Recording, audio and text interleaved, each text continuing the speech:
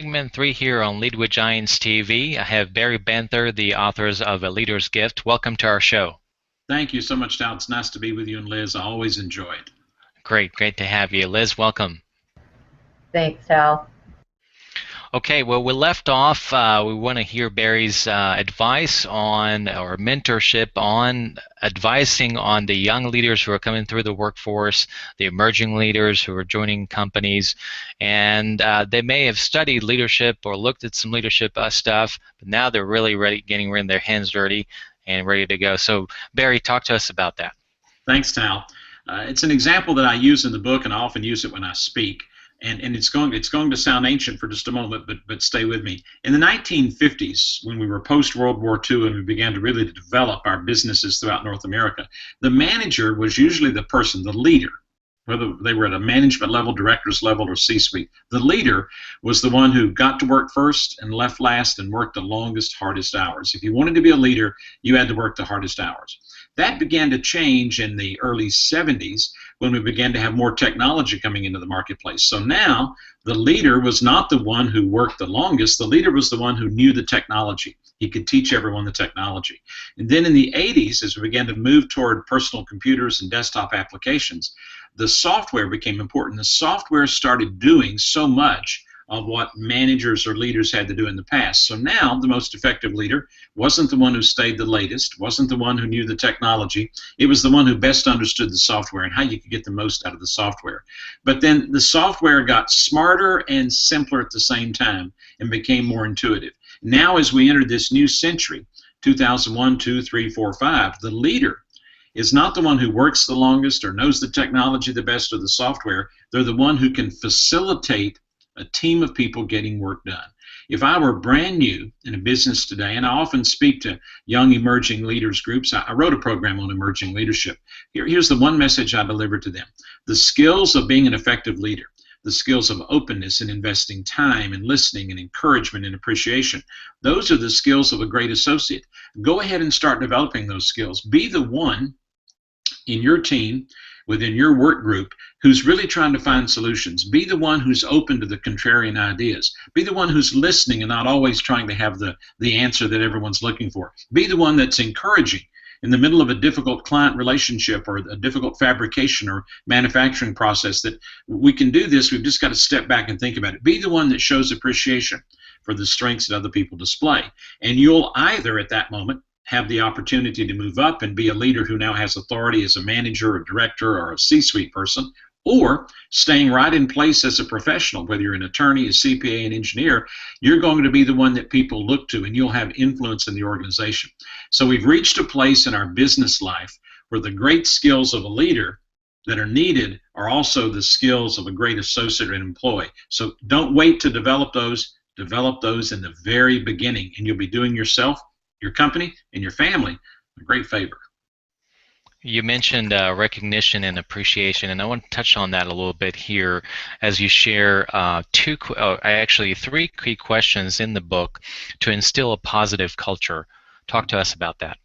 Well, people arrive at work in the morning, and when they do, they are immediately confronted by mirrors. People are holding up mirrors. Some mirrors they run into say, you're too old to be working here, and then they'll run into another mirror in the hall that says, you're the wrong gender to be working in our department, and they'll run into another one that might even say, you're the wrong race, or you're not smart enough. All day long, people are hearing why they can't or shouldn't be doing the job. And then when they get on the job, and they do a good job, at best they might get just a quick flattery of pat on the back. Flattery is abhorrent. Flattery is not appreciation. Telling a team they did a good job should never come out of your lips if you're a leader. And here's the reason why. Because what a person says to you, the words they use create a thought in your mind. What a man or woman thinks determines what they do. And you have the privilege as a leader of putting into people's heads the thoughts that they will have that they'll act on. Let me give you an example, Tal. Let me use you as an example. One of the strengths you have is a great compassion for your audience. It was evidenced by the fact that earlier when we were doing one of these, we had a technical glitch. And when we finally were able to connect, you asked me politely, but you really wanted to do it. Barry, can we do this again? I don't want my audience to miss that answer. That's a great strength you have. You weren't quick to get off to something else or say, well, forget it, we'll do it another time. That's a strength that you have. Now, notice what just happened. By showing you that kind of strength-centered appreciation, there were two parts to it. Part one was the strength. And the strength, what was the strength I just said to you was that I saw in you? What did I say that strength was? Can you repeat it to me? Compassion to the audience. Now, if I stop there, that's better than flattery. Flattery, you're a great host, you're a great facilitator. What does that mean? So just stopping at a strength, but I took it one step further. I gave you an example. And you remember the example I gave? I said, as evidenced by the fact that when we had a technical glitch, you said, Barry, let's do this over again. Now, something else happened that I would want every leader to catch. I have just taught you how to treat me when I'm working with you. The next time you and I are doing one of these programs, and if we have a technical glitch and I can't get my answer out, you're going to pull up a file and it's going to flash on the screen. Barry believes I have great compassion for my audience, as evidenced by the fact that when we had a glitch, I still wanted to get it right. I won't have to ask you. I won't have to say, oh, Tal, give me a chance, because I've placed into your mind a thought that's a positive thought for you and for me, and I'm reinforcing that. That's what great leaders do. Great leaders learn how to show genuine appreciation. How many people said it? Unless they know you care, unless they know you really see them and appreciate them, it's the cry of every human heart. It's the thing that every employee wants more than money. A manager or leader's words are more valuable than the budget. I really love what you just said there, because I think oftentimes, and it happens to all of us, to recognize that in us, is that oftentimes, and we see it through emails or we see it through different forms of communication. And I really like what you just said, because I think, and I really try to learn from that as much as I can, is to be really specific to the person. Because when you say, like you say, it's a great job, it's a general statement, doesn't have specifics. And you're also, a lot of managers, when they give recognition, they sometimes group people together. Now, what you were just doing is you were very specific with that person, because what my strength may be different from Liz's strength, and that's what I really like about your approach there. And in the book, I teach leaders to literally keep a spreadsheet. Here's how you can test it for you and Liz and everybody that's watching. Tonight, when you get home, or if you're at home, whomever you live with, if it's a spouse, significant other, children, roommate, whomever, I want you to look at them and say, I've been thinking about something. Here's a strength I see in you, and here's an example of where I've seen it over and over, and I really appreciate that. Just try that. What do you think might happen tonight? When I ask audiences that, someone will shout out from the back, they'll have a heart attack. because you've never been that kind of person. Remember when the towers fell on 9/11, and there's a website you can go to that's very inspiring. You can listen to the phone messages that were left by the people, even some of the phone messages from the planes, where people were telling their loved ones they loved them and what they appreciated about them, because they knew they would never see them again. I made a commitment that night. I was coming back from speaking somewhere, writing by myself. I made a commitment. I'm not going to put my head on the pillow with a compliment unspoken. I'm not going to find myself in a place where I've suddenly got to catch up for years and years and years of ignoring people.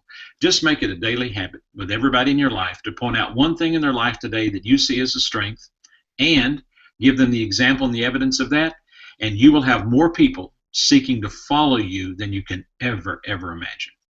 Wow, that is powerful. Barry, I've got a new banner for you, Inspiring Leadership. You do it so well. And that is your strength. You do very nice. Let me close up here with Liz with a question before we close off segment 3 here. Hi, Liz. Hello. I think that idea is just so fantastic. We tend to remember the bad and forget the good very quickly.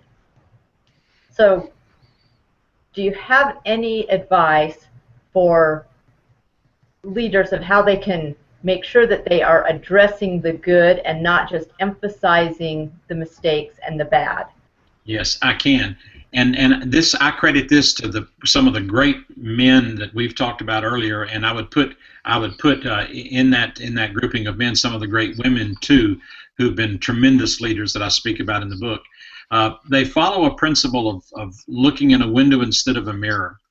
When I share with people that the most powerful leadership tool you have, the gift of appreciation, doesn't require a purchase order, doesn't require a requisition slip, and you don't have permission from anybody.